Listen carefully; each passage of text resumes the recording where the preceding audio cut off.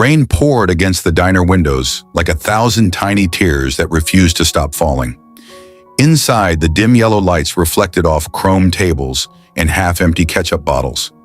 It was the kind of place where no one stayed long, where loneliness clung to every seat like a silent ghost. And in that corner booth, near the window streaked with rain, sat a man who had forgotten what warmth felt like. Daniel Turner, 38, had been coming to this diner for 3 months, every night at exactly 7.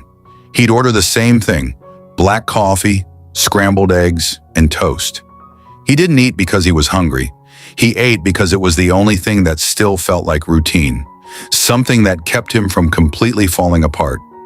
His wedding ring was gone, his apartment was half empty, and his heart, well, that was buried somewhere under the rubble of loss he didn't know how to escape from.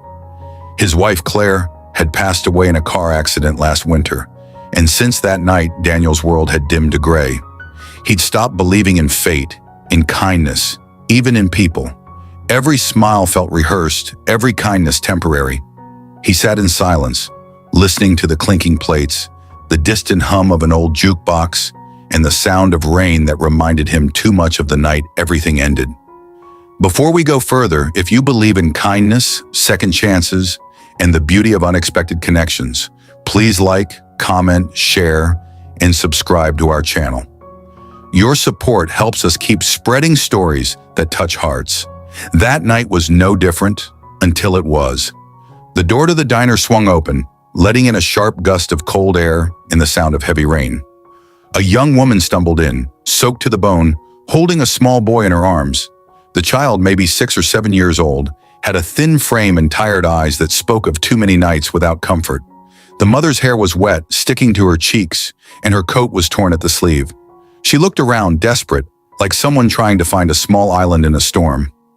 Daniel looked up briefly, uninterested, until he saw the boy. The kid clung to his mother's neck, whispering something, his lips pale. They walked to the counter, and the woman spoke softly to the waitress. Daniel didn't mean to overhear, but the diner was quiet enough that her trembling voice carried through the air. "Please, can I get just a bowl of soup for my son? I'll pay you tomorrow. We've been walking for hours." The waitress, a woman who had seen all kinds of stories in this diner, frowned apologetically. "I'm sorry, ma'am. I can't give food on credit. It's policy." The mother's face fell. She looked at her son, who now buried his face in her shoulder, shivering. "It's okay, baby," she whispered. "We'll find something later." Something shifted inside Daniel at that moment. Maybe it was the way the boy looked, so fragile and quiet. Maybe it was the tone of the woman's voice, full of exhaustion but holding on to dignity. Or maybe it was the ghost of his late wife whispering somewhere in his conscience, reminding him who he used to be. Without thinking, he stood up. His chair scraped the floor, making everyone glance at him. He walked to the counter, pulled out his wallet, and said simply, "Add whatever they want to my bill." The woman turned to him, startled. "No, please, you don't have to." He met her eyes for the first time. They were tired, but not defeated. "It's fine," he said, "and sit down." "He's hungry." Her lips trembled as she nodded, and the waitress gestured to a nearby booth. The woman hesitated for a moment before quietly asking, "Would it be okay if we sit with you? My son doesn't like being alone." Daniel blinked, taken aback. He had spent months avoiding company, building walls no one could climb. Yet here she was, polite, sincere, and cold from the rain, asking to share his table. He hesitated, but the small boy's eyes looked up at him, wide and full of innocence. "Sure," Daniel said quietly. "Have a seat." They sat down across from him. The woman wrapped her arms around her son, trying to warm him. "Thank you," she murmured. "I'm Emily. And this is Noah." Daniel nodded, still unsure what to say. He wasn't used to talking anymore. But when the food came, 2 bowls of soup and warm bread, he found himself watching them. The way Noah's small hands held the spoon carefully, the joy in his eyes when he tasted something hot, the relief in Emily's smile. It was a scene Daniel didn't realize he'd missed so much. For the first time in months, he felt something stir inside him. Not just pity, but life.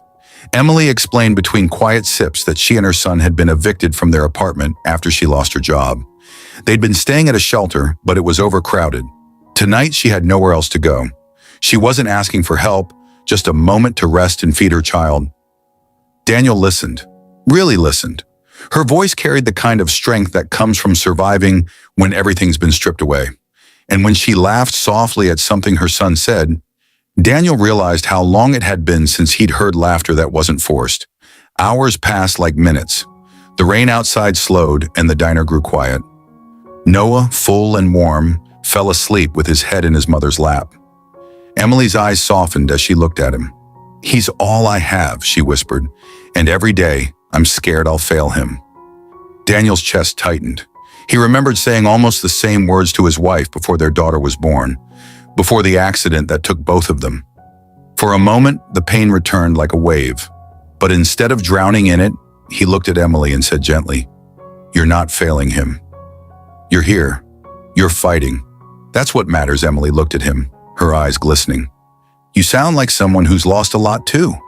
He gave a small, sad smile. "Yeah," he said quietly. "I guess I have." When they finally stood to leave, Emily reached into her pocket and tried to hand him a crumpled $5 bill. "It's not much," she said, "but I'll pay you back the rest soon." Daniel shook his head. "You don't owe me anything. Just take care of him." She hesitated, then reached out and squeezed his hand. "You have no idea how much this means." "Thank you." He nodded, but after they left, he sat for a long time, staring at the empty seats across from him. The diner felt different now, warmer somehow. He didn't expect to see them again, but fate had other plans. The next morning, as Daniel left for work, he saw Emily and Noah sitting outside a small library across the street. She was reading to him from an old children's book. He stopped. Something told him not to just walk away, so he crossed the street. "Hey," he said softly. "You two doing okay?" Emily looked up, surprised, then smiled faintly. "We're fine. We just needed somewhere dry to wait." Daniel hesitated before asking, "Have you found somewhere to stay?" She shook her head. "Not yet. The shelter said maybe next week." He thought for a long moment. Then, without planning to, he said, "I've got a spare room. It's not much, but it's warm. You can stay until you find something." Emily's eyes widened. "We couldn't possibly." "It's fine," Daniel said. "No strings. Just a safe place." She looked at him for a long moment before nodding, tears welling up. "Thank you." Over the next few weeks, something remarkable happened. Daniel's house, once silent and cold, began to fill with life again. Noah's laughter echoed through the halls. Emily cooked breakfast every morning, insisting it was her way of saying thank you. And slowly, piece by piece, Daniel began to feel like himself again. He told her about Claire, how he'd lost her, how he'd stopped living after she was gone. Emily listened, her eyes full of empathy. She told him about her struggles, her dreams of becoming a nurse, and how she'd been too scared to hope anymore. Together, they found healing in small moments: the smell of pancakes, the sound of a child's laughter, the quiet comfort of shared loss. Months later, one evening, Daniel came home to find Noah sitting at the dining table, drawing with crayons. The picture showed 3 people holding hands under a bright sun. "That's you, me, and Mommy," Noah said proudly. "We're a family now."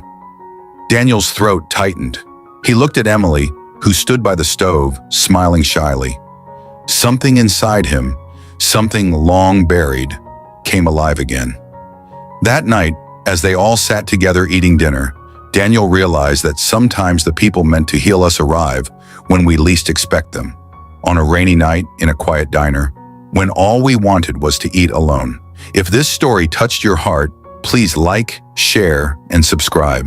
Your engagement helps us continue creating stories that remind the world that kindness still exists. Special request: tell us in the comments below, what's the kindest thing a stranger has ever done for you? Your story might inspire someone today, because sometimes a single act of compassion doesn't just feed the hungry, it saves a soul that had forgotten how to live.